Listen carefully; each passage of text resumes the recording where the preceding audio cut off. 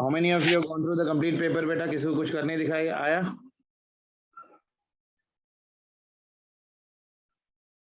कोई भी नहीं किए?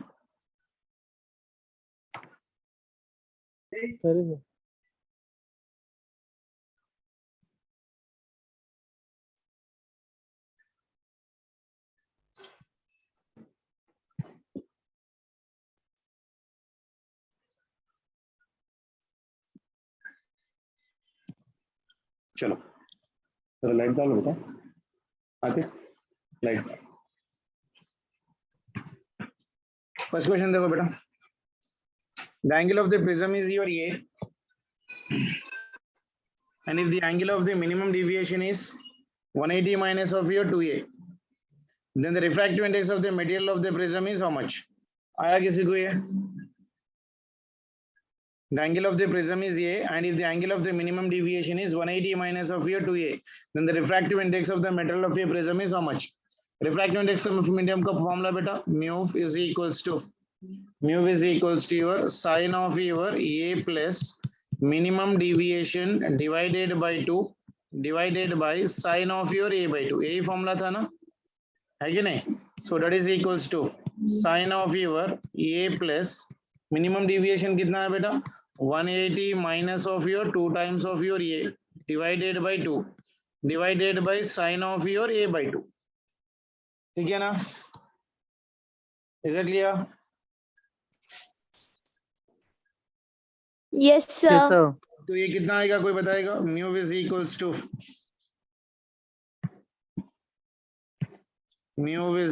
To this will become for me sine, so it is a plus 180 minus 2a. तो कितना बन जाएगा बेटा? 180 डिवाइडेड बाई 2 है, तो this will become for me your a और a बाई 2. तो ये हो जाएगा sine 180 by 2 is nothing but 90. तो ये बन जाएगा 90 minus of your a by 2, a minus of your a by 2 divided by your sine of your a by 2. हुआ? साइन 90 माइनस थीटा कितना होता है बेटा? Sine 90 Cos theta. Cos theta. so it is your cos of your a by 2 divided by your sin of your a by 2. cos by sin क्या होता है बेटा? cot. So this will be equal to your cot of your a by 2. So answer should be equal to how much बेटा? cot a by 2. First fourth option must be the answer for that. ठीक है, चलो second question. A ray of light is being incident normally on one of the faces of the prism of fx angle 30 degrees and mu is equals to root 3. The angle of deviation will be equal to how much? Deviation का formula क्या था? Dou is equals to mu minus 1 into your angle of prism. पूछ रहा क्या? Angle of deviation, dou की value. Refractive index कितना दिया हुआ? √2 minus 1. एंगल ऑफ ये प्रिज्म कितना दे रहा होगा? Angle of apex angle is nothing but 30 degrees. So √3 की वैल्यू कितनी होती है बेटा? 1.414 minus 1 into your 30 degrees. यानी 1.414 will be equal to how much बेटा? कोई बता सकता है? 0.4 ले लो into your 30 degrees. ठीक है ना?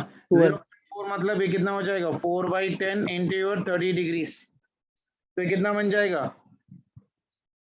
12 डिग्री approximately. ठीक है? Is it clear? जी sir. What answer I can write? 15. 30 degree, 45, 60. Nearby answer 15. is 15. 15. degrees. Very good. चलो.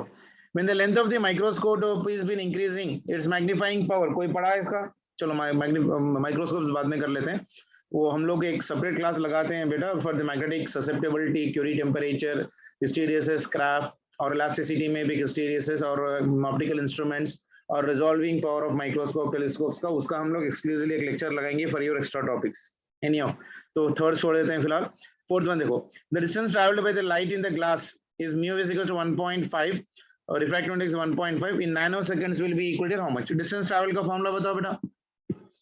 Distance travel will be equal to how much बेटा? Distance is equals to your velocity into light time, sorry. So velocity of light कितनी होती है बेटा? c into your t. यहाँ पर light के बारे में हम लोग बात कर रहे हैं ना, तो मैं डायरेक्टली c लिख लेता हूँ, तो आप लोग फिर कंफ्यूजन हो जाएगा. As we are talking about the light, so d is equals to c into your t. So c को से लिख सकता हूँ बेटा मैं. Can I write the c as what बेटा? 3 into 10 power 8. Velocity into your time. 3 into 10 power 8. 3 into 10 पर आप लगा सकते हैं, लेकिन रिफ्रैक्टिव इंडेक्स में फॉर्मूला क्या है? Mu is equals to your c by your v. तो यहाँ पर जब हम लोग कॉल करें distance travelled by light in glass, glass में मतलब मीडियम में ना बेटा, मीडियम में जब लोगे तो वेलोसिटी ही लोगे ना, v ही लोगे, तो v की वैल्यू कितनी हो जाएगी, c by your mu into your t, यानी this will be equal to 3 into 10 to the power of 8 divided by refractive index is 1.5 into time, time is nothing but in ये nano second, nano second मतलब कितना बेटा 10 to the power of -9, 1.5 मतलब कितना 3/2, 3/2 मतलब 3 cut जाएगा, this will be equal to your 2 2 into 10 to the power of कितना बन जाएगा +8 -1, तो कितना बना -1 -1 मतलब 0.2 2/10 मतलब 0.2 मीटर्स, या इसको हम लोग 20 सेंटीमीटर्स भी बोल सकते हैं, ठीक है। जी sir. So what will be the answer? 20 centimeters. The splitting of the white light into several curls on passing through the prism of the light is called refraction, reflection, interference, diffraction. बताओ। Diffraction. The splitting of light किसकी वजह से होता है? Refraction की वजह से होता है। रिफ्रैक्शन। स्प्लिटिंग ऑफ लाइट किसकी वजह से होता है बेटा? रिफ्रैक्शन ऑफ लाइट की वजह से होता है। फिनोमिना को क्या बोलते हैं हम लोग? डिस्पर्शन बोलते हैं। Splitting of the white light into several colours is known as of your dispersion. लेकिन वो होता किसके वजह से? Refraction of ray of light की वजह से होता है, तो रिफ्रैक्शन आंसर होगा इसका, ठीक है। रिजॉल्विंग पावर बाद में आप लोग एक बार देख लो। क्वेश्चन नंबर 7 देखो बेटा, a light ray has been incident normally on a plane mirror, the angle of the reflection will be equal to your how much? A light ray is incident normally on the plane of the mirror, the angle of reflection will be, बोलना 0 degrees. 0 degrees, क्योंकि normal है तो इसमें reflection refraction में कुछ भी नहीं होगा, जितना बढ़ेगा उतना ही रिटर्न जाएगा। ये सरफेस है मान के चलो, ये अपना नॉर्मल है, ऐसा पड़ा तो कितना रिफ्लेक्ट होगा? फिर उतना ही रिफ्लेक्ट होगा ना। तो angle of your incidence will be equal to your angle of your reflection, वो कितना हो जाएगा? 0 डिग्रीज, ठीक है। चलो, a given ray of light suffers a minimum deviation in equilateral prism, ये okay, additional prism B and C of identical shape and of same materials are now added to your A. The ray will suffer no deviation, greater deviation, same deviation as before and total internal reflection. Same deviation as before. क्या बेटा? Same deviation as before. बताओ क्यों? Because वो C और B prism they're identical. या because देखो जैसे ये रे ऑफ लाइट इसमें जाएगी, इसमें जैसे ही चले जाएगा तो इसके साथ ये पैरेलल हो जाएगा। फिर ये सेम प्रिज्म है, ये एंड सी सेम प्रिज्म है, तो इसमें जैसे फिनोमिनन होगा इसमें भी सेम होगा। So it will be undergoing the same deviation as that of your before, ठीक है। क्योंकि बी का रोल क्या है बेटा? द रे ऑफ लाइट को वो पैरेलल कर देगी एंड फिर उसे रिफ्रैक्ट होगा, जैसा ये में रिफ्रैक्शन होगा वैसे रिफ्रैक्शन अपने को सी में भी हो जाएगा, ठीक है। चलो नेक्स्ट वन देखो, लाइट ऑफ योर रे, a light of your ray through the four transparent media with refractive index mu1, mu2, mu3 and mu4। तो फर्स्ट वन वाला mu2 है, नेक्स्ट वाला mu2, नेक्स्ट वाला mu3, नेक्स्ट वाला mu4, ठीक है ना। तो ये हो गया p q r और ये हो गया yes बेटा यहाँ पर, और ये हो गया यहाँ पर r, ये हो गया यहाँ पर mu3 और ये हो गया यहाँ पर mu4, ठीक है। The surfaces of all the mediums are parallel if the emergent ray st, if the emergent ray s and t, तो s और t यहाँ पर है, S और ये T है, ठीक है, ये S and T। S and T is parallel to the incident ray P and Q. Then what do you mean by that one, बेटा? Mu4 is equal parallel to है, तो mu1. refractive index of the first medium must be equal to refractive index of the Fourth. last Fourth medium, यानी mu1 must be equal to your mu4, mu1 must be equal to mu4, यानी fourth option आ जाएगा, mu4 must be equal to mu1, ठीक है। चलो next one बेटा, 10th one। A ray of light has been incident at an angle of 60 degrees on one of the prism of an angle 30 degrees. The emergent ray of light makes an angle of 30 degrees with the incident ray. Then the angle made by the emergent ray with the second face of the prism will be equal to how much? A ray of light is incident at an angle of 60 degrees on the one face of a prism of angle 30 degrees. ठीक है, चलो तो पहले हम लोग prism draw कर लेते हैं। ये अपना प्रिज्म है,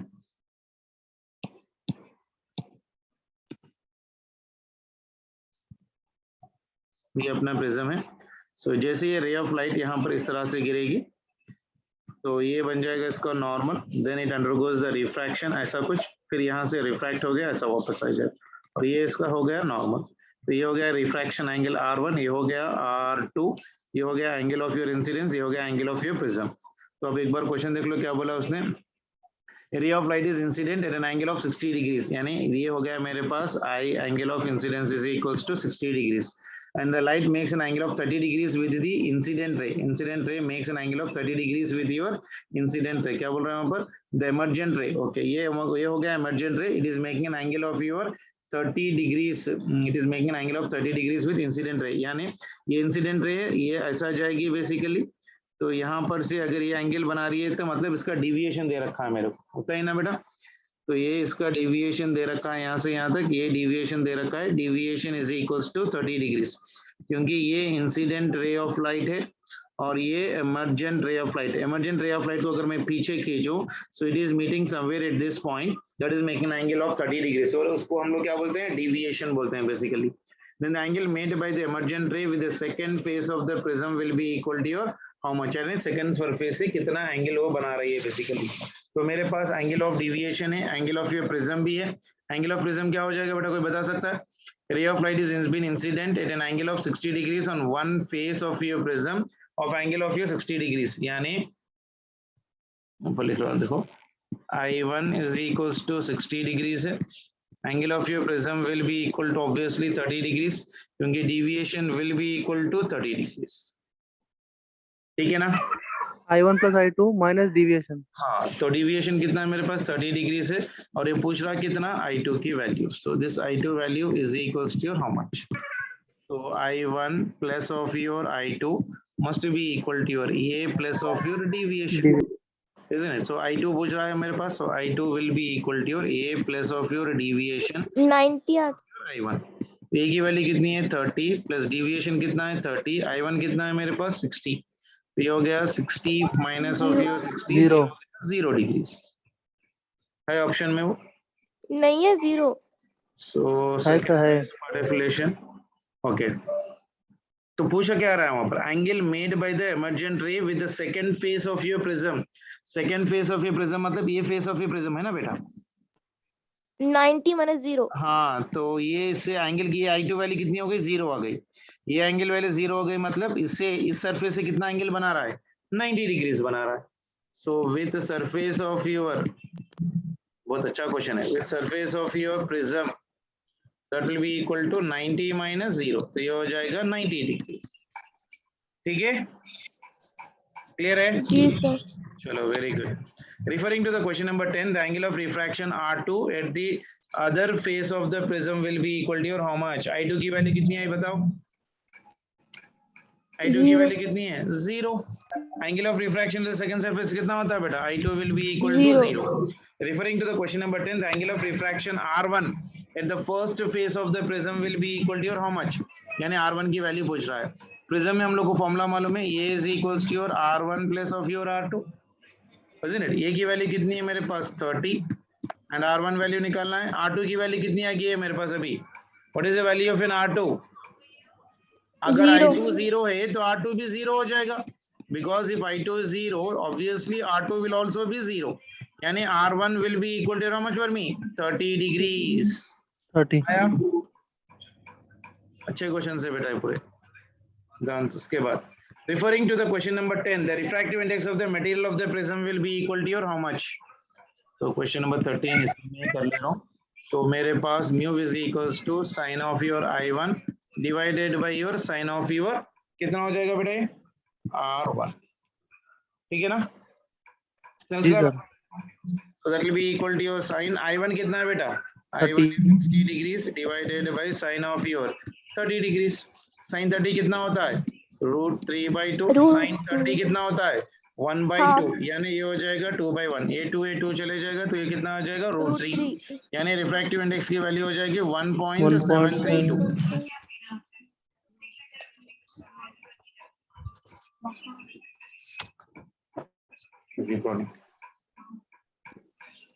तो 1 कितना? 1.732। The nature of the sun spectrum is line spectrum, band spectrum, continuous spectrum and absorption spectrum। क्या हो जाएगा? Sun spectrum is a continuous with your absorption lines in that one, है कि नहीं? केमिस्ट्री में भी पढ़ा होगा आप लोग ने। Nature of the sun's spectrum is a continuous spectrum with absorption lines in that one। Theory point है, याद रख लो। A converging lens is that which collects the rays, spreads the rays, forms a real image, forms a virtual image। क्या होगा? Forms the virtual image। they collects the rays ना, converging rays क्या करेगा? They will be collecting the rays and they will be converging at one point, isn't it? So converge होगा. So converging मतलब क्या? Collecting rays only ना. Converging Yes. lens क्या हो जाएगा? collecting rays only. क्या वो रियल इमेज बनाएगा? क्या वो रियल इमेज बनाएगा? ये देखो लेंस है, yes रेस यहाँ पर पड़ रहे हैं, तो लेंस रेस यहाँ पर पड़ रहे हैं, अदर साइड तो रियल नहीं बनाएगा, तो क्या वर्चुअल इमेज बनाएगा? yes sir virtual image बनाएगा. वर्चुअल कैसे बनाएगा? ये तो लेंस है ना, Correct. उसके लेंस है ना बेटा. ये अगर मिरर होता तो वर्चुअल होता. हाँ Real, sir. sir. तो उसमें पूछ क्या रहा है? खाली converging lens is that which will collect the rays, which will collect the rays, that means converging in nature. ठीक है, तो द बेस्ट आंसर इसका क्या हो जाएगा? Collect collecting rays. rays.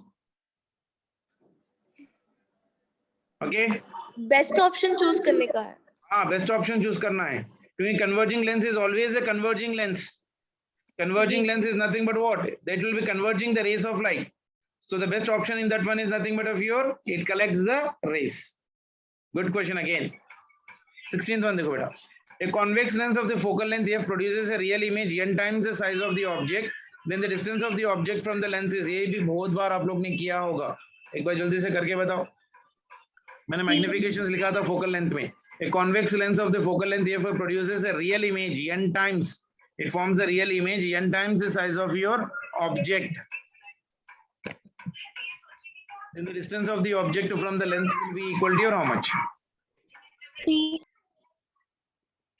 16.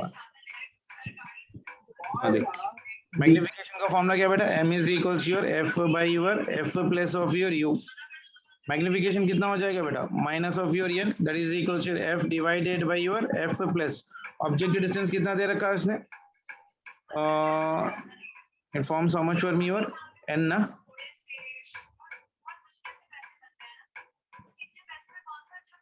A convex lens of focal length f produces a real image n times the size of your object.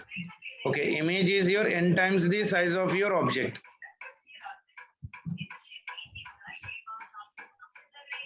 Sir disturbance हो रहा. क्या डिस्टर्बेंस हो रहा है बेटा? साइड में से वॉइसेस आ रहे. क्या बोल रहे? साइड में से वॉइसेस आ रहे सर. किसी का म्यूट नहीं है. बेटा म्यूट हो जाओ बेटा जल्दी से. चलो, आप लोग को भरोसा करके मैंने सबको अनम्यूट का ऑप्शन दे रखा है. So please don't try to disturb. अगर आपको कुछ नहीं हो रहा है तो आप लोग अगर आंसर आ रहा है तो बताने की कोशिश करो. खाली ऑप्शंस मत दिया करो. But if you are giving the answer tell me the method how you are getting. ठीक है, चलो. A convex lens of the focal length f produces the real image. Image is n times the size of your object. यानी v is equals to n times the size of your object. n into your u. ठीक है ना? Then the distance of the object from the lens will be equal to how much? यानी u पूछ रहा है. u value is equals to how much? Magnification का formula कराया था मैंने आप लोग को. What is the magnification formula बेटा in terms of this one? दोनों में भी लिखाया था कि नहीं लिखाया था मैंने? V by U. D by U. करो जल्दी से करके बताओ कितना आ रहा है. देखो Third option. ये आ रहा सर. Third. आंसर ठग बोल के बोल दिया तो कैसा है?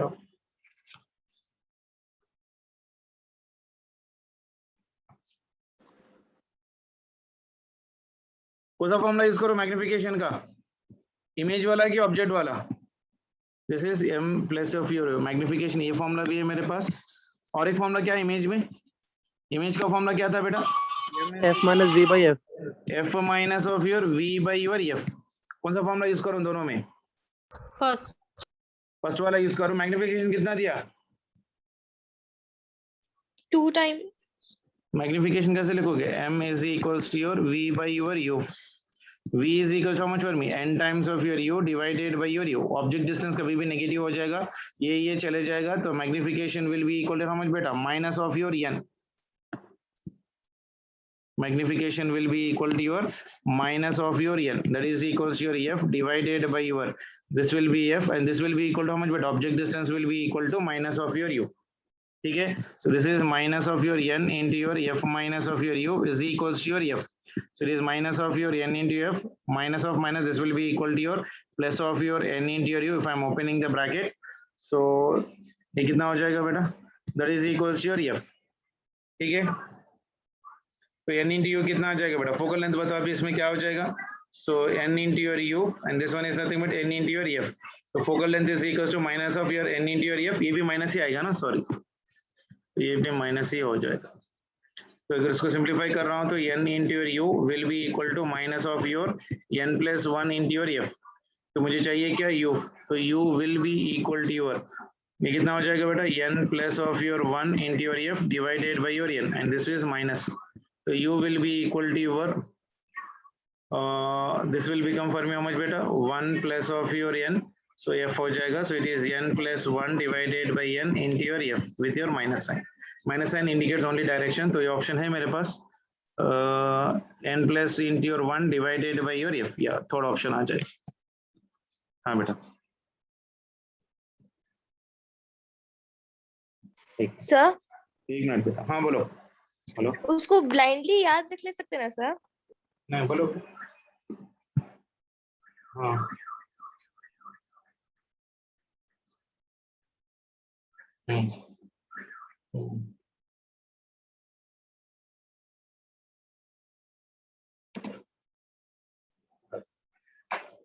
सर वो क्वेश्चन को ब्लाइंडली याद रख ले सकते ना सर. मैं बोल दूँ. ठीक है. हाँ बेटा याद रख सकते हो डायरेक्टली, कोई प्रॉब्लम नहीं, क्योंकि रेगुलर क्वेश्चन है ये वाला. ठीक है, चलो जल्दी नेक्स्ट वाला देखो.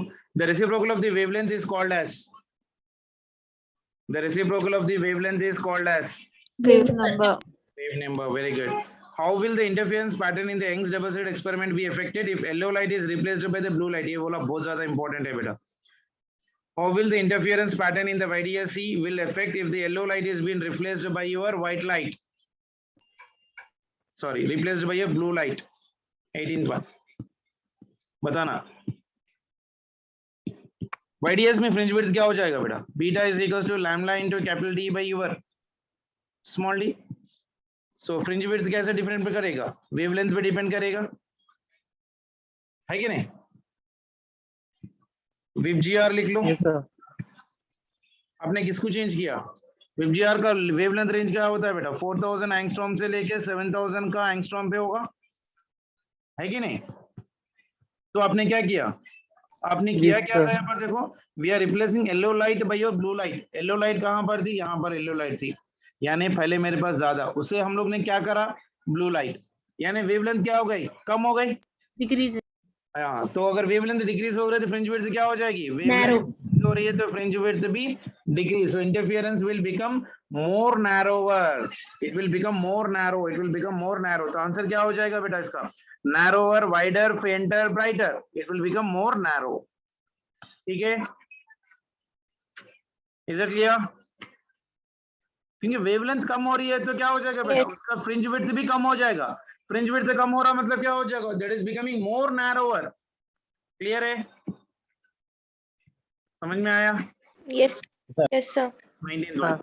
Two waves originating from these sources S1 and S2 having the zero phase difference and common wavelength lambda will show the complete destructive interference at a point P. If S1P minus of your S2P will be equal to your how much? मैं आप लोग को की नहीं देने का reason एक ही है बेटा, क्योंकि आप लोग को एटलीस्ट 50 क्वेश्चंस आपके दम पे करना है.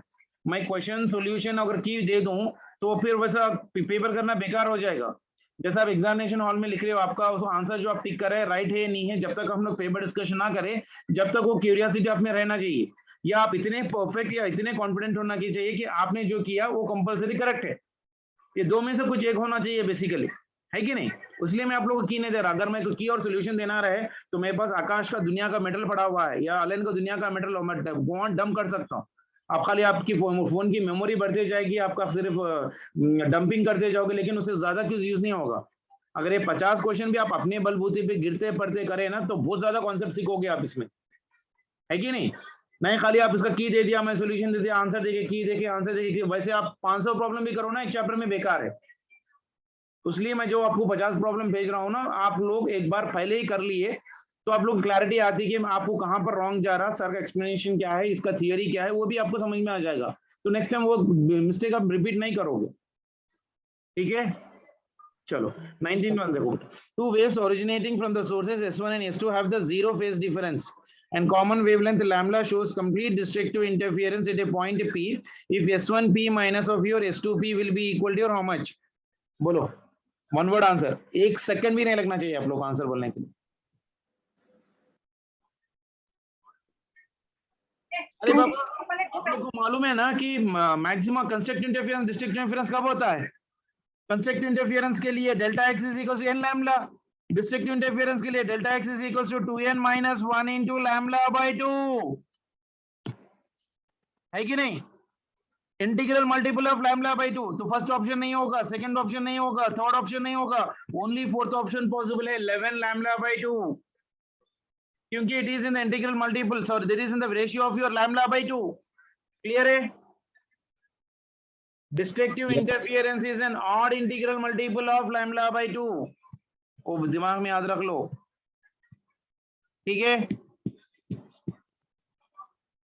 Destructive interference is odd multiple of lambda by 2, clear है? Is it clear? जी सर। चलो अच्छा क्वेश्चन है बेटा, क्योंकि बच्चे इसको करने में लग जाते हैं बेसिकली। ऑप्शन देखो बहुत हार्ड है, कुछ डाटा देने रखा है, इसको आ गया 2 lambda, 3 lambda, 5 lambda, 11 lambda by 2। अरे लेकिन उसने क्वेश्चन दे क्या रखा है, देखो डिस्ट्रक्टिव इंटरफियरेंस, आपने वेव्स में भी पढ़ा होगा, constructive interference, destructive interference, bright point dark point के लिए, कंस्ट्रक्टिव इंटरफियरेंस के लिए path difference is delta phi is equal to how much for me बेटा, n into your pi, path difference will be equal to your n lambda, path difference for destructive interference is 2n minus 1 into your lambda by your 2, it should always be an integral multiple of your lambda by 2 part affiliation, clear है? Sir 2n plus 1 lambda by 2 कब लेना? क्या बोल रहे हैं? 2n plus 1 कब लेना sir? हाँ, प्लस भी ले सकते हो, माइनस भी ले सकते हो, डिपेंड करता है n कहां से ले रहे हो। अगर n आप 0 से ले रहे हो तो प्लस ले लो, अगर 1 से ले रहे हो तो 2n minus 1, ठीक है। n पे डिपेंड करता है बेटा, अगर 2n plus 1 लिया तो n आप 0 से स्टार्ट करना पड़ेगा, अगर आप n 1 से स्टार्ट कर रहे हो तो आपको 2n minus 1, ठीक है। क्लियर? चलो Yes, sir. light is an electromagnetic wave, its speed in the vacuum is given by what symbol beta? Speed of light c is equals to 1 by under root of D. epsilon naught d, direct याद रखना है इसको। when light passes from one medium to another medium, then the physical property which does not change is, बोलना, Frequency. Very good. Frequency कब change होगा? अगर source change होगा तो ही फ्रीक्वेंसी चेंज होगा, तो उसने क्या बोला? डज नॉट चेंज, यानी frequency is only the change, it will not change. The velocity of light is maximum in diamond, water, glass and vacuum.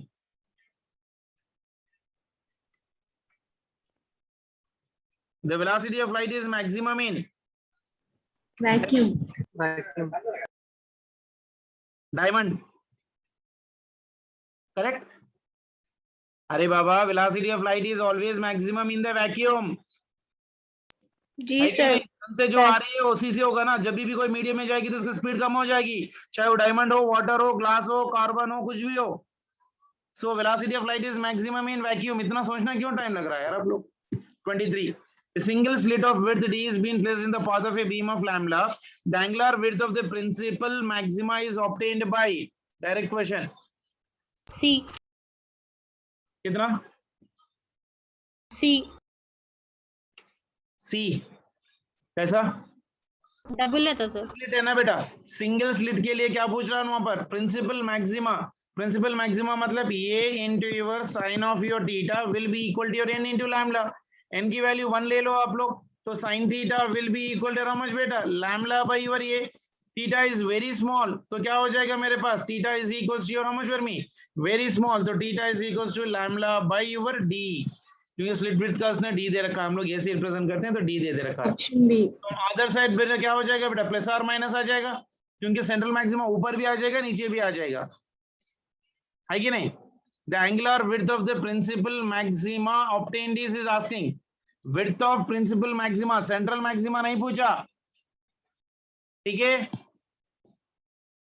Central maxima पूछा तो 2 लैम्डा बाय डी होता। Okay sir. चलो next one 24, जल्दी से बोलो। Which of the following phenomena is not explained by the Huygens construction of your wavefront, reflection, refraction, diffraction, origin of your spectra part affiliation. He doesn't explain the origin of your spectra because वो तो atomic structure में आता है ना basically. तो हाइगन ने reflection बताया, refraction बताया, डाइफ्रैक्शन के फिनोमिना भी बताया। Huygens wave theory of light can not explain diffraction, interference, polarisation, photo electric effect. क्या आंसर होना चाहिए? Photo electric effect, polarisation, diffraction, photo electric effect wave optics में ही आता है, वो पूरे हाइगन्स के ही एप्लीकेशन है, ठीक है। Photo electric effect is been given by mister Einstein. जब उस जमाने में आइंस्टीन को और हाइगन को और यंग को नहीं पढ़ता था, हाइगन्स ने जब उसके स्टेटमेंट दी थी ना कि लाइट वेव पार्टिकल है, तो उसने उसके पेपर जला के फेंक दिया था आइंस्टीन ने। इतना गुस्से वाला आदमी था जब उस जमाने में, उसने सुना ही नहीं उसकी बात। उसके बाद यंग जो साइंटिस्ट आया, उसने एक्सपेरिमेंटली प्रूव किया, बस यंग्स डबल स्लिट एक्सपेरिमेंट। जब जाके आइंस्टीन साहब बोले ओहो ऐसा था क्या, सॉरी बोल के फिर उसने उसको मानना शुरू करा गए, हाँ समटाइम्स लाइट में also travel like a particle in wave nature particulation, ठीक है ना। तो हाइगन तो सबसे पहले ही बोल दिया था कि लाइट के पास वेव नेचर भी होती थी, लेकिन जब आइंस्टीन साहब थे, बहुत बड़े साइंटिस्ट थे, तो बहुत नामी गिरामी आदमी था, तो उनकी बहुत ज्यादा चलती थी, तो उन्होंने हाइगन्स को निकाल दिया था। लेकिन हाइगन्स के phenomena can be not be explain only photo electric effect, क्योंकि फोटो इलेक्ट्रिक इफेक्ट ने मिस्टर आइंस्टीन साहब ने दिया था। चलो 26 देखो। Interference is possible in light waves only, sound waves only, both light waves and sound waves, neither light waves or not the sound waves। बोलना interference आपको साउंड में भी होता है बेटा, आप लोग साउंड में पढ़ा नहीं है? Superposition of your waves, interference के अंदर। लाइट में भी इंटरफेरेंस आप लोग ने पढ़ा है, कंस्ट्रक्टिव इंटरफेरेंस, डिस्ट्रक्टिव इंटरफेरेंस, तो बोथ लाइट एंड साउंड में हो जाएगा ये, ठीक है। चलो 27 वन देखो बेटा। In Young's double slit experiment, Young's साहब जो है ना, हाइगन्स साहब का जो स्टेटमेंट था उसको एक्सपेरिमेंटली प्रूव किया, तो जब जाके आइंस्टीन साहब ने उसको माना कि हाँ भाई लाइट के पास भी पार्टिकल नेचर होती है। तो जब तक तो हाइगन्स साहब का कोई रोल ही नहीं था बेसिकली, ठीक है। चलो वो अपनी कहानी नहीं है। In Young's double slit experiment the intensity on the screen at a point where the path difference is lambda is K, what will be the intensity at a point where the path difference is lambda by 4? कोई करेगा?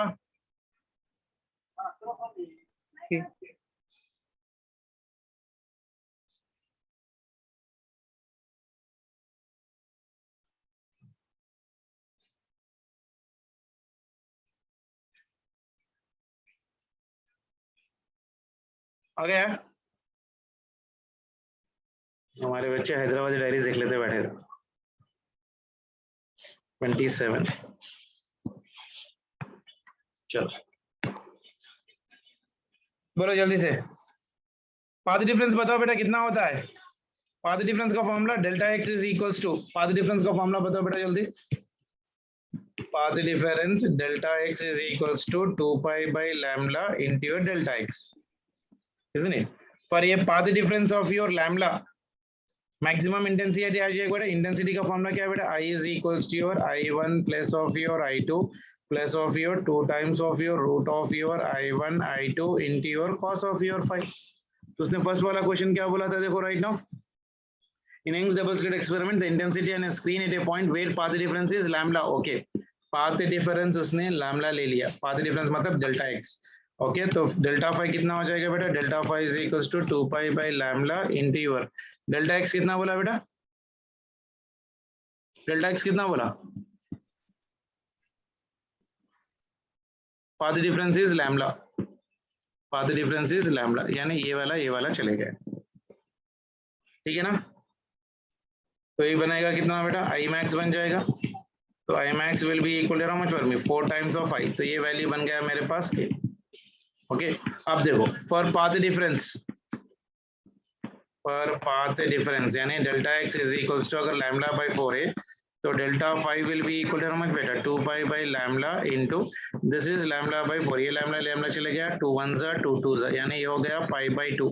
तो इसकी intensity क्या बन जाएगी बेटा? I is equals to your I1 plus of your I2 plus 2 into under root of your I1 I2 into your cos 90 आ जाएगा, पाई बाय 2 बोलो तो cos 90 इज 0, तो ये पूरा 0 बन जाएगा। So I will become for me how much बेटा? 4 times, oh sorry, I plus I, that will become for me 2I। तो ये हो जाएगा 2 times of your I, ठीक है ना। तो ऑलरेडी आई मैक्स का वैल्यू कितना है बेटा, 4i value is nothing but k, यानी 2i की वैल्यू कितनी बन जाएगी बेटा, 2i value will become how much work, k/2, ठीक है ना. So I can write this one as equals to your k/2. Clear है? जी सर. आ गया? Yes, sir. ये 7 का आंसर क्या आ जाएगा, k/2. Which of the following is conserved when the light waves are interfere? Energy, amplitude, intensity, momentum. Momentum. लेके जाकर मेरे पाकिस्तान में भेज दो किलो के हिसाब से. वीरेंद्र आगे चले यार. एनर्जी बेटा. Energy. इंटरफियरेंस में डायग्राम ने आप लोग ऐसा देखा होगा ना, देखो एनर्जी ऐसा होती है बेसिकली, ऐसे नीचे जाती है मिनिमा, फिर मैक्सिमा होती है, फिर मिनिमा होती है, फिर मैक्सिमा होती है, फिर मिनिमा होती है. तो ये ग्राफ जो होता है ना कांस्टेंट होता है. So it is not losing the energy, it is just conserving. Maxima से मिनिमा होगा, मिनिमा से मैक्सिमा होगा, मैक्सिमा से मिनिमा होगा. डाइफ्रैक्शन में नहीं होगा, डाइफ्रैक्शन में मैक्सिमा होगा, फिर मिनिमा होगा, फिर मिक्सा होगा, तो फाइनली जीरो हो जाएगा. तो which of the following is conserved in the interference मतलब एनर्जी.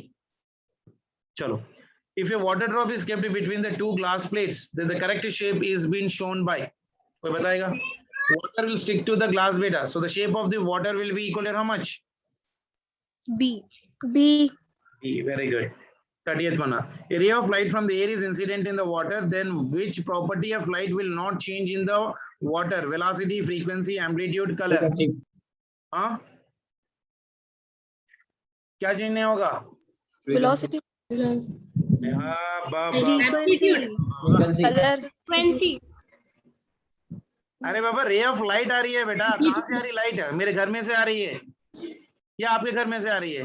लाइट कहाँ से आएगी अपने को? अपने को सोर्स ऑफ लाइट क्या है? सन है. सन की रे ऑफ लाइट क्या हो रही है? अब चीरते फाड़ते आपके घर में से, आपके छत में से होते आपके पानी में चले गई. ओके, अब अगर पानी में चले गए तो क्या उसकी वेलोसिटी चेंज होगी या फ्रीक्वेंसी चेंज होगी या एम्पलीट्यूड चेंज होगा, कलर चेंज होगा? ऑब्वियसली वेलोसिटी चेंज होगी क्योंकि एक मीडियम से और एक मीडियम में जा रहा है. तो फ्रीक्वेंसी तो चेंज नहीं होगी क्योंकि जो सोर्स प्रोड्यूस कर रहा है वो तो सेम है. तो विल नॉट चेंज बोल रहा है, इससे पहले ही करे थे हम लोग फ्रीक्वेंसी. क्लियर है? चलो 31. When a red glass is heated in a dark room, it will appear on heating a red glass at high temperature. It will always glow Yellow. with light beta. It will always grow with your green light. अब उसकी theory बहुत ज्यादा है, आप फिलहाल के लिए तो याद रख लो. रेड ग्लास को कभी भी हम लोग अगर डार्क रूम हीट कर रहे हैं with very high temperature, it will glow with A green colour. ये एक बार मेंस में भी क्वेश्चन आया था कि जब कैंडल अगर आप लोगे तो what is the different layers of the light. अगर आप कैंडल को जला के देखोगे ना, थोड़ा ब्लू कलर ऑफ लाइट भी दिखाई देगा, आपने कभी देखा होगा. उसके बाद रेडिश जाता है, उसके बाद ऑरेंज जाता है. केमिस्ट्री में एक बार जेईई मेंस में भी क्वेश्चन आया था, बहुत कंट्रोवर्शियल भी था लेकिन अच्छा वाला क्वेश्चन था बेसिकली. वो वही कंडीशन, अगर एक red glass is been heated at a dark room, it will be appearing to be very high temperature के पास, it will be green. Clear है? Yes, sir. 32. Focal length cannot be measured in meters, mm, radians and kilometers. बोलो. Kilometers. लग गई. अरे यार, metre, MM, kilometre तो एक ही यूनिट्स में आते हैं. रेडियन तो डिफरेंट यूनिट हो गए. रेडियन गया मार्क, 4 मार्क. अगर ऐसे वाला क्वेश्चन पूछ लिया पूरा रे ऑप्टिक्स में तो ऐसी होती हाल. ठीक है? अब जैसे देखो वेरी ह्यूज टेलीस्कोप बना रहा है ऑस्ट्रेलिया में, यूएसए में, बड़े बड़े होते हैं. उनका फोकल लेंथ बहुत बड़ा होता है, डायमीटर भी थोड़े किलोमीटर्स के डायमीटर में बनाया भी जा सकता है basically. Already 500 metres, 200 metres, 600 metres के बड़े बड़े टेलीस्कोप्स बनाए जा सकते हैं बेसिकली. तो फोकल लेंथ भी बढ़ ही जाएगा, तो मीटर में भी हो सकता है, एमएम में भी हो सकता है, किलोमीटर में भी हो सकता है, isn't it? लेकिन रेडियंस में नहीं हो सकता है बिकॉज वो डिफरेंट यूनिट हो गई बेसिकली कंप्लीटली. 33 अभी मैग्नीफाइंग पावर का बाद में कर लेते हैं, 34 भी बाद में कर लेते हैं.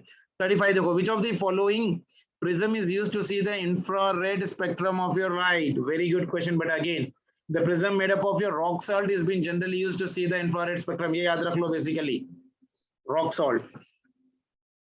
The light ray is incident normally on the plane mirror. The angle of the reflection will be 0 degree. 0 degree. 0 degrees. the minimum distance between an object and the real image formed by the convex lens of the focal length f will be 3/2f. the distance between object and the image.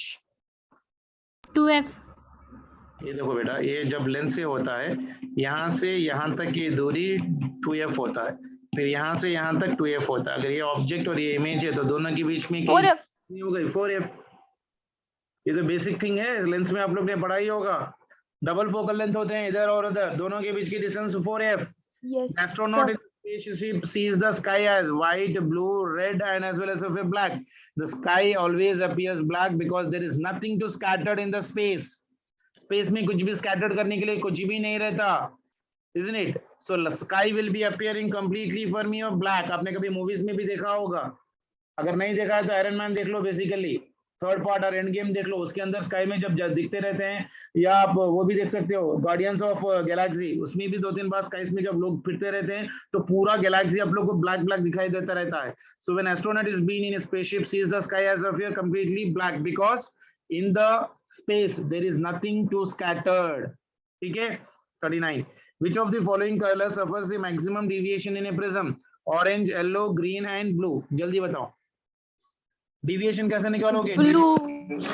minus 1 into your angle of your prism. So out of the given color, mu is maximum for which color बेटा?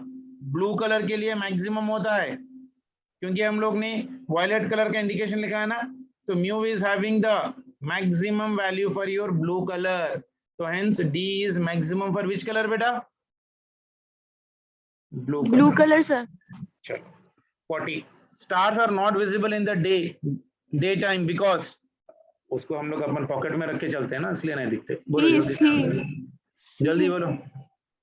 Stars do not reflect the sun rays during the ray. वही answer है सभी का, या D या ए या B या सी या डी? सी देखते हैं. देखो, stars vanish during the day, तो कौन बोला वैनिश होता है? क्या मून भी वैनिश होता है क्या? No. हाँ, stars hide behind the sun कहते हैं. ये देखो, टू मच है ये तो. Stars do not reflect the sun rays during the day. Atmosphere scatters the sunlight into a blanket of an extreme brightness through which the faint stars cannot be visible. अब बताओ सी and D में क्या answer लिखोगे आप लोग? सी. अरे यार, stars do not reflect the sun rays during the rays.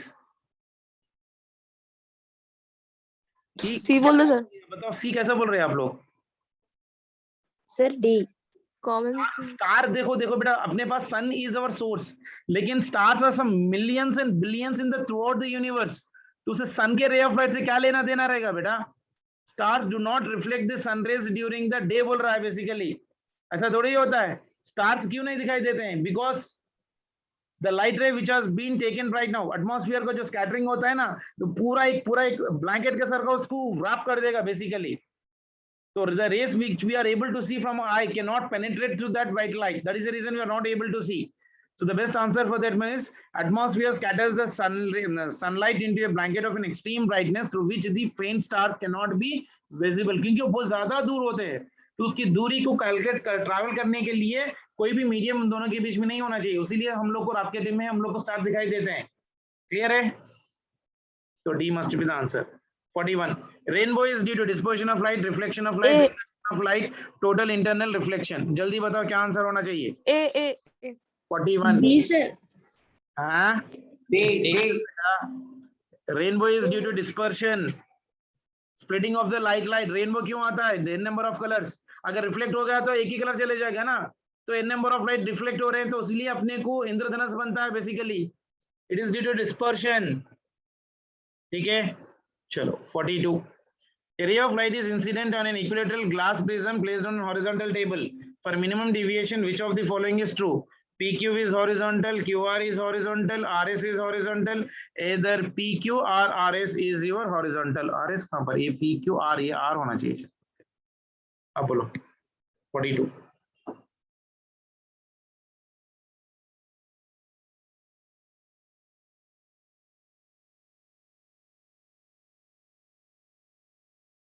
क्या होना चाहिए? बोलो सर. अरे अभी इससे पहले बोला था मैंने आप लोगों को, मिनिमम डिविएशन की रे ऑफ लाइट क्या होना चाहिए? बेस के बराबर होना चाहिए. इससे पहले क्वेश्चन कर रहे थे आप लोग ऊपर, यहाँ पर वाला, इसमें ये रे ऑफ लाइट इसके साथ पैरेलल हो रही है, तो इसमें डिविएशन क्या हो जाएगा? मिनिमम. उसीलिए सेम डिविएशन हो रहा है दो प्रिज्म्स में. ठीक है. तो यहाँ पर क्या होना चाहिए? QR should become for me horizontal. ठीक है, याद रख लो. For minimum deviation the ray of light in the prism should always be parallel to the base of the prism. ठीक है. 43. When a light travels from the optical rarer medium to an optical denser medium, the velocity decreases because of change in frequency, wavelength, amplitude, phase. frequency. फिर लेके गए यार, फिर वो बात बोलते तुम लोग।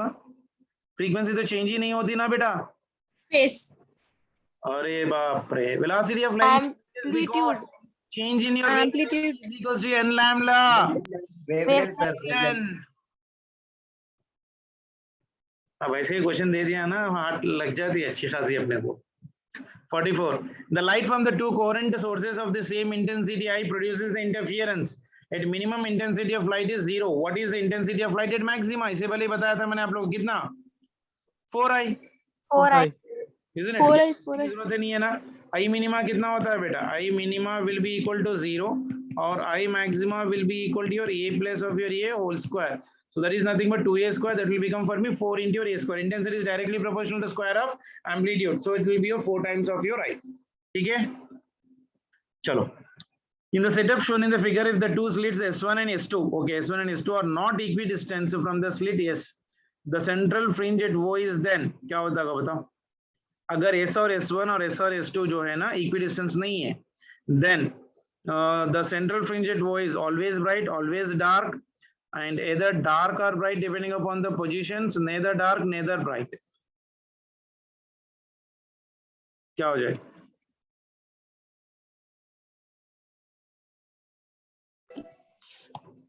C.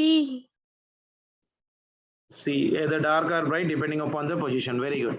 क्यों बेटा? देखो वो जो हो रहा है यहाँ पर कंस्ट्रक्टिव डिस्ट्रक्टिव कुछ भी नहीं बोला ना, तो कुछ भी हो सकता है। अगर मेरा पाथ डिफरेंस निकालना है तो पाथ डिफरेंस कैसे निकालो, कोई बताएगा बेटा? Delta x is equals to I1 plus of your plus S2O, रे ऑफ लाइट यहाँ पर जाएगी, फिर ये रे ऑफ लाइट यहाँ पर जाएगी, isn't it? तो इसमें से हम लोग को क्या निकालना है बेटा? माइनस, ये हो जाएगा SS1 plus of your S1O। इसको निकालोगे तो पाथ डिफरेंस आ जाएगा। अगर मेरे पास delta x is equal to n lambda है तो क्या देगा बेटा? Central maxima. अगर x की वैल्यू मेरे पास 2n plus 1 into lambda by 2 आ गया तो क्या देगा बेटा? सेंट्रल फ्रिंज एट योर वो, that means it will be equal to your dark, it will be your bright. Bright के लिए n लैम्डा, इसके लिए 2n माइनस 1 लैम्डा बाई 2 भी हो सकता है, प्लस भी हो सकता है। क्लियर है? चलो, it can be either dark or bright depending upon the position. Next one, the correct curve between the energy of the photon and its wavelength will be equal to, अगर नहीं बोले तो व्हाट रही थी आप लोगों के? C. C, sir. Very good, rectangular hyperbola, इज्जत बचा लिया यार तुम। E is equals to h into nu, that is equals to hc by lambda. Energy is inversely proportional to wavelength. So y is inversely proportional to x. It will be what बेटा? Rectangular hyperbola, जैसे Boyle's law होता है। PV is equals to constant. Graph कैसा होता है? Rectangular hyperbola होता है कि नहीं? Yes, sir. 47. The velocity of light is maximum in what? Vacuum. Vacuum diamond. Vacuum. Vacuum. Very good. In Young's double slit experiment, the fringe width is found to be 0.8 mm. If the whole apparatus is immersed in the water, if refractive index 4/3, without disturbing the geometrical arrangement, the new fringe width will be equal to your how much? कर लोगे? by mu 48. Fringe width का formula क्या है बेटा? Beta dash is equals to beta by your mu. याद है? ये value कितना दिया रखा है? 0.8 mm divided by refractive index of water is 4/3, यानी ये हो गया 0.8 into 3 डिवाइडेड बाय 4 mm। तो ये कितना आया? 0.2 0.66 6 mm आया। जी सर। 48 0.6 यानी ये। चलो 49. In Young's double slit experiment, the distance between the two slits is d/3, and the distance between the screen and the slit is 3d. The number of fringes is 4/3 meters on the screen, formed by the monochromatic light of wavelength or length 3l. Okay, 3l. 3 lambda होना चाहिए, wavelength बोला है ना, so monochromatic light of wavelength 3 lambda ले लो बेटा उसको, will be equal to your how much? चलो बताओ जल्दी से, ये 3 lambda होना चाहिए। चलो, नंबर ऑफ फ्रिंजेस निकालने का फॉर्मूला बताया था मैंने आप लोगों को। How do you calculate the number of fringes बेटा?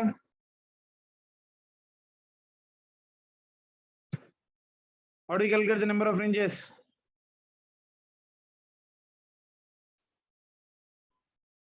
बोलो sir. Number of fringes is equals to y by beta shift. Number of shift कैसा निकालोगे? y by योर बीटा याद नहीं है? ठीक है चलो. In Young's double slit experiment, the distance between the two slits is given how much for me? D by 3, and the distance between the screen and the slit is given as of your 3D. The number of fringes in 4 by 3 meter on the screen will be equal to how much? यानी 4 by 3 on the screen formed by the monochromatic light of your wavelength. तो पहले इसका beta value निकालो बेटा. Beta dash will be equal to lambda dash into d dash divided by your, so everything has been changing there. lambda dash कितना हो गया? 3 lambda हो गया. ये कितना हो गया? 3d. This is how much for me? D by 3. तो ये कितना आ गया बेटा? 27 into lambda into capital D divided by small d. Clear है? So number of fringes कैसे निकालोगे? यहाँ पर लिख रहा हूँ देखो. Number of fringes shifted will be equal to कितना है? Number of fringes in 4 by 3 meter of a screen, यानी 4 by 3 divided by this beta dash. तो कितना हो जाएगा ये? 4 by 3 divided by beta dash. Beta dash मतलब यहाँ पर आ जाएगा 27 into lambda into d into your small d. तो बताओ कितना आ रहा है? नीचे यहाँ लिखता हूँ देखो एक बार. So number of your fringes shifted 49 is equals to, ये कितना दे रखा है बेटा? 4 by 3 divided by beta. So it is your 4 by 3 divided by beta. Beta value कितना है बेटा? 27 into lambda into capital D divided by small d. यानी ये हो गया 4 into your small d. This is 3 into 27 into your lambda into your capital D. ये कितना आ रहा है देखो? जो भी आ रहा है उसको देख लो एक बार, क्रॉस चेक कर लो. 50 देखो.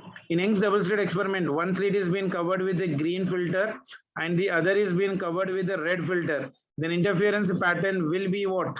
कोई बोल सकता है? Green and red are complementary colors बेटा. Green and red are complementary colors, याद रख लो. So interference patterns will be completely invisible. कभी भी नहीं दिखाई देंगे क्योंकि दोनों complementary colors जब मिलेंगे then पूरा color उसको invisible कर देगा. So that will be your invisible. Clear है? Yes sir. चलो इसको एक बार फिर से आप लोग प्यार से एक बार करो और एक 50 क्वेश्चंस का पेपर आप लोग को भेजूंगा, वो आप लोग अपनी तरफ से कर लो. जब भी मुझे टाइम मिलता मैं करूंगा, लेकिन उसका मैं आंसर्स नहीं भेजूंगा और उसका डिस्कशन भी मैं नहीं करूंगा, लेकिन आप लोग को 50 क्वेश्चन से भेज दूंगा.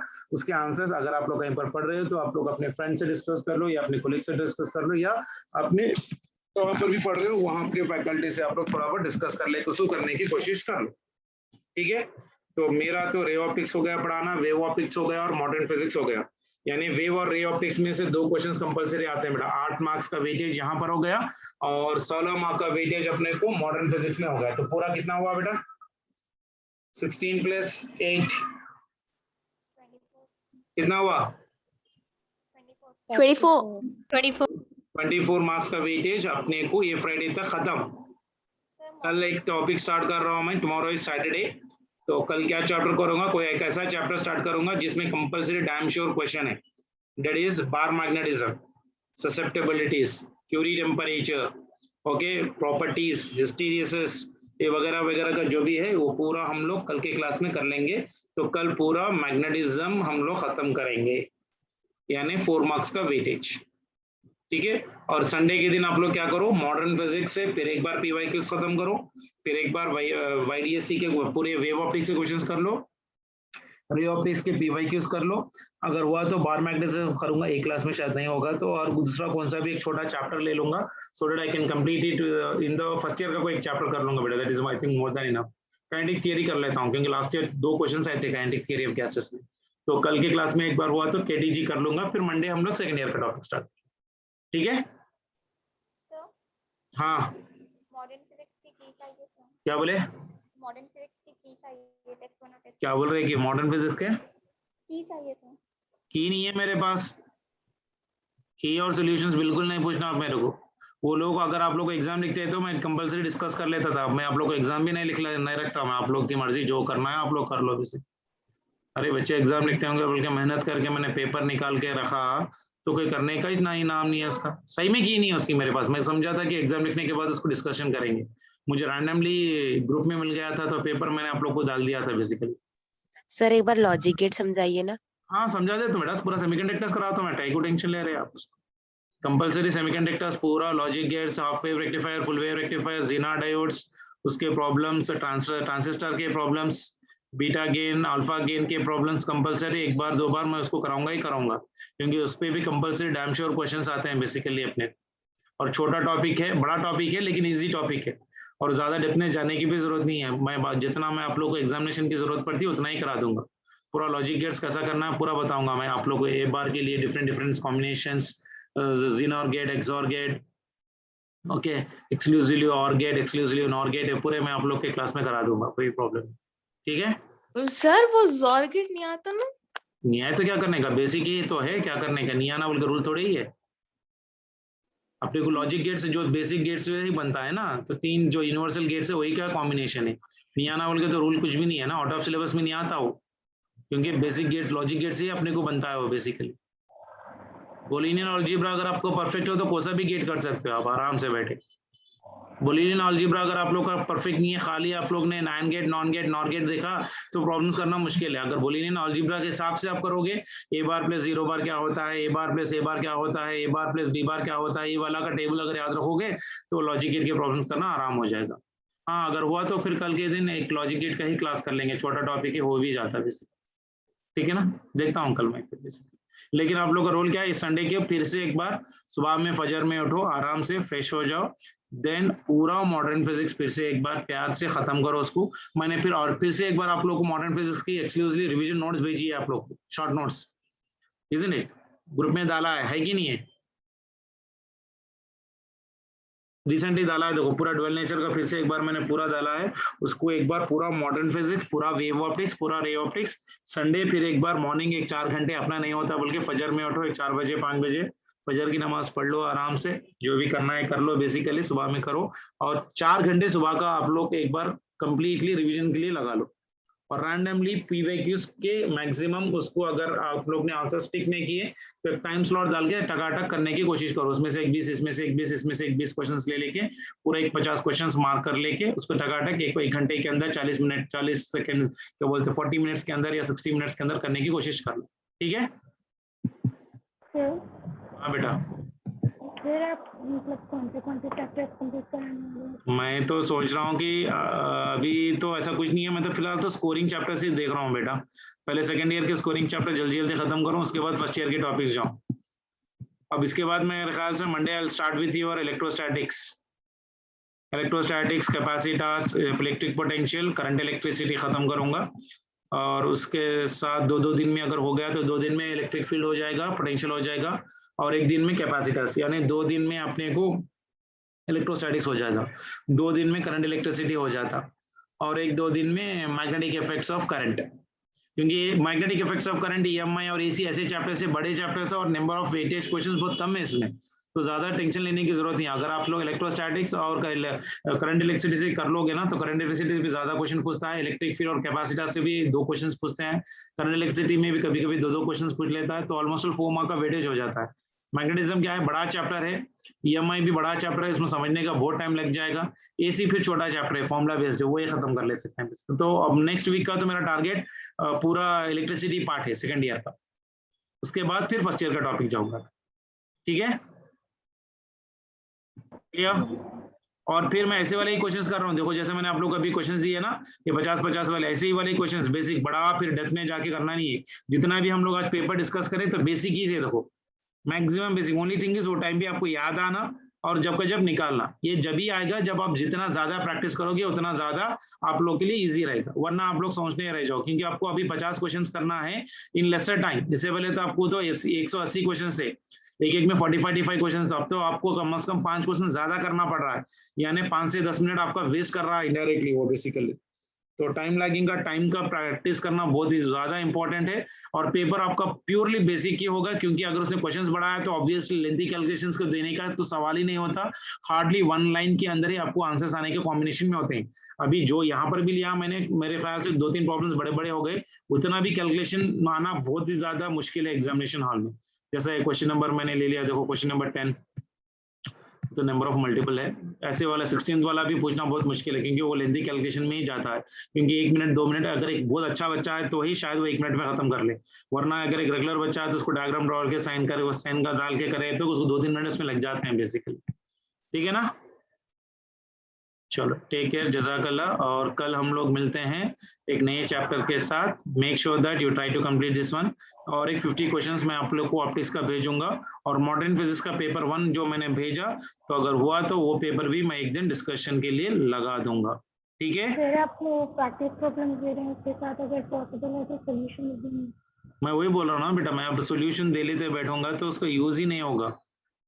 जो मैं आपको क्वेश्चंस दे रहा हूँ 50, यहाँ से जो भी टॉपिक का दे रहा हूँ वो कंपलसरी मैं आपको डिस्कशन करूंगा। और एक जो आपको 50 दे रहा हूँ वो आप लोग अपनी मेहनत से निकालो, उसको लिखो। विदाउट सोल्यूशन जितना रहेगा उतना आपके लिए बेटर होगा। The moment you get the solution you will become ease for that part.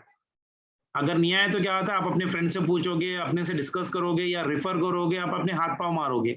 Solution रहे तो क्या 50 क्वेश्चंस की अहमियत ही चली जाएगी फिर आपको। समझ में आ रहा है? That's only the reason not giving. अगर मुझे आपको आकाश की चाहिए तो बोलो दे देता हूँ, शाहीन की चाहिए तो बोलो दे देता हूँ, श्री चैतन्य की चाहिए चलो दे देता हूँ, पूरे पीडीएफ कॉपी से मैं दे सकता हूँ। वो डंप करने से यूज ही नहीं होगा बेसिकली आप लोग। अब ये जो क्वेश्चंस मैं फिर आपको 50 दे रहा हूँ, आपका टाइम लगा के आप कॉन्सेप्ट सीखने के लिए दे रहा हूँ। मैं क्वेश्चन सोल्यूशन दे दूंगा तो फिर आप यूज ही नहीं होगी बेसिकली। सीधे सीधे मैं फिर रेफरेंस का बुक बोल दिया तो हो जाता ना, फिर आप लोग डायरेक्ट खरीद के ही कर लेते, बेटा करो घर में, क्या करना है कि नहीं। समझ रहे हो मेरी बात? अहमियत, टाइम का अहमियत इंपॉर्टेंट है। अभी 50 क्वेश्चन देने का रीजन यही है कि आप लोग को विदाउट की एंड विदाउट सोल्यूशन कि आप लोग अपनी तरफ से करो। अगर नहीं आ रहा तो पहले अपने फ्रेंड से डिस्कस कर लो, उसके बाद भी नहीं आ रहा, फिर ज्यादा डाउट है, then you come with the doubt to me, I will help you out. ठीक है। अब ऐसा नहीं है कि क्वेश्चन हर कोई मेरे डाउट कर ले तो पूछे जाए। आप लोग अपने में डिस्कस कर लो, ग्रुप में बना लो, आप लोग डिस्कस कर लो, समझ में नहीं आ रहा then you convert with on common doubt to the teacher. या आप लोग जो भी कोचिंग सेंटर में पढ़ रहे हो, आप लोग के भी टीचर्स होंगे, वहां पर से भी आप उसका निकाल सकते हो, उसमें कोई प्रॉब्लम नहीं है बेसिकली। ठीक है। डाउट डिस्कस करने के लिए अगर पॉसिबल हो तो आप ग्रुप बना दीजिए। ग्रुप बना सकता हूँ बेटा, लेकिन बिल्कुल टाइम नहीं है मेरे पास। समझ में आ रहा? ऐसा एक हो सकता है कि बेसिकली कि ये टीचिंग रोक के हम लोग वो क्लास डॉट्स क्लैरिफिकेशन में लगा सकते हैं।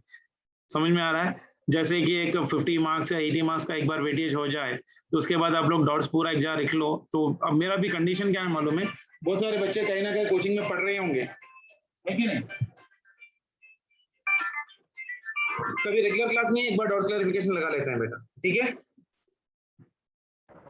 चलो ठीक है, टेक केयर बेटा, बाय। हाँ हेलो।